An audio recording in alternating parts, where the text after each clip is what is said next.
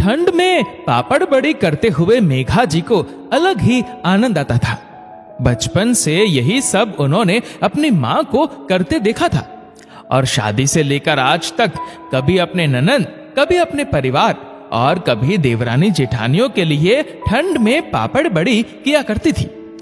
सभी को उनके हाथ की बढ़िया बहुत पसंद आती। ऐसे ही एक ठंड की सुबह अपनी घरेलू सहायिका के साथ मेघा जी छत पर पापड़ और बड़ी कर रही थी।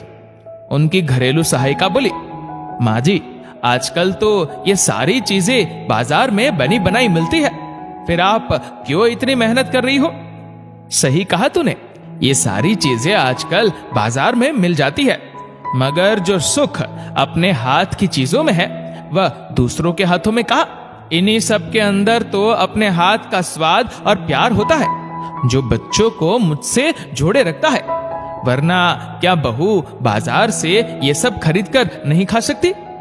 मगर उसने मुझसे स्पेशली कहा है, मम्मी जी, आपके हाथ की बड़ी पापड़ खाने हैं, चल जल्दी जल्दी हाथ चलाओ, पापड़ का आटा लगाकर अभी पापड़ भी करने हैं। पापड़ खाने का तो मेरी देवरानी का भी बड़ा मन है, वो पेट से है ना, मगर हम गरीबों के पास ना तो इतना समय है और ना ही पैसे की स्वाद के लिए खर्च कर सके। कहते हुए घरेलू सहायिका ने आह भरी। तुम लोगों के साथ काम कराने में यही परेशानी है, कुछ बनाओ नहीं कि तुम लोग पहले नियत लगा देती हो, खाने का स्वाद ही चले जाता है। ले जाना अपनी देवरानी और अपने के लिए कुछ। कहते हुए मेघा जी बड़बड़ करने लगी। उनकी घरेलू सहायिका बोली, माफ करना माँ जी, मेरा वह मतलब नहीं था। हाँ हाँ, तुम लोगों का मतलब अच्छी तरह से समझती हो। जिस तरह नजर और जुबान चल रही है, फटाफट हाथ चलाओ। गुस्से में मेघा जी ने कहा। बेचारी घरेलू सहायिका अब बिना कुछ कहे जल्दी जल्दी काम करने लगी। मेघा जी ने पूरी सर्दियों में अपनी बहू और बेटी के लिए बड़ी, पापड़, चिप्स और कई तरह के अचार सब कुछ बनाकर रखा। गर्मी की छुट्टियों में जब बहू और बेटी दोनों आई तो मेघा जी के घर की रौनक ही बदल गई। वे बेचारी सारा दिन किचन में ही लगी रहती। कभी बहू कहती, मम्मी जी, आपके हाथ की जलेबियां पसंद है, तो कभी बेटा और बेटी दाल बाटी की डिमांड करती थी। सारा दिन किचन में खड़े खड़े उनके पैरों में दर्द होने लगता, मगर सबकी खुशियों के लिए वे काम करती रहती। रात में उनके पति ने उनके पैरों में बाम लगाते हुए कहा, तुम सारा दिन किचन में काम अकेली करती रहती हो, कभी बहू या रजनी को कह दो तो वो भी तुम्हारी मदद कर देंगी। मेघा जी बोली, वे लोग छुट्टियों में आए हैं, उन लोगों को मेरे हाथ का बना हुआ खाना अच्छा लगता है, फिर तुम्हारे चेंज का क्या? तुम तो उन लोगों के बिना भी काम करती हो और उन लोगों के सामने भी। कभी उन लोगों ने तुम्हारे आराम या चेंज के बारे में सोचा? मेघा जी के पति ने कहा, आप भी क्या बच्चों की तरह बात कर रहे हो? इस उम्र में बच्चे हमारे पास आकर शौक से रह रहे हैं, यही हमारे लिए चेंज है। वरना मेरी किटी में कई सहेलियां हैं जिनके बेटे बहू या बेटी उनके पास आकर नहीं रहते। बस कल की ही बात है, फिर तो बच्चे वापस जा ही रहे हैं, फिर साल भर हम दोनों को अकेले ही रहना है। अब आप भी सो जाइए, सुबह सबको नाश्ते में मूंग की दाल का चीला खाना है। मैं दाल गलाना भूल गई हूँ, गला कर आती हूँ। कहते हुए मेघा जी अपने कमरे से बाहर निकले। बाहर हॉल में उनकी बहू दिया किसी से फोन पर बात कर रही थी। उसे पता नहीं था कि मेघा जी अपने कमरे से बाहर आ जाएंगे। दिया हंसते हुए बोली, यार मेरी सास तो एक नंबर की बेवकूफ है, अपनी तारीफ सुनकर सारा काम करती रहती है। 10 दिन ससुराल में मायके से भी ज्यादा ऐश करती हूँ, वह मुझे कुछ भी काम करने नहीं देती। मैं बस उनकी तारीफ करती रहती हूँ और वह सारे काम कर लेती है। अब कल मायके जाना है, मगर अपने घर के अचार, बड़ी, पापड़ सब कुछ अपनी सास से पैक करवा कर ले जाऊंगी।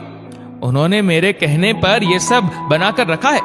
मायके में तो माँ के साथ सिर्फ सब्जी, रोटी और आराम। इस उम्र में अपनी माँ को कहाँ तकलीफ दे सकती हूँ? कहते हुए जोर जोर से हंसने लगी।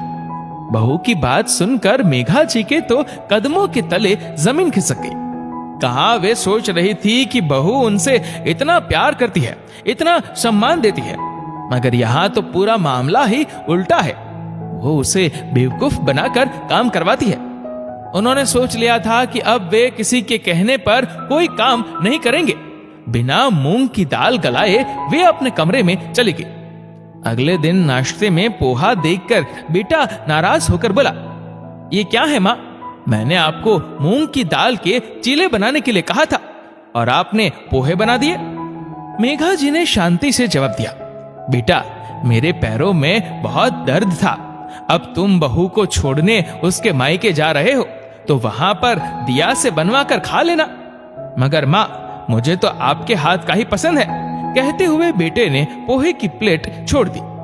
तभी दिया वहां आई और बोली, माँ आपने अचार बड़ी पैक कर दी है क्या? हम लोगों को निकलना है।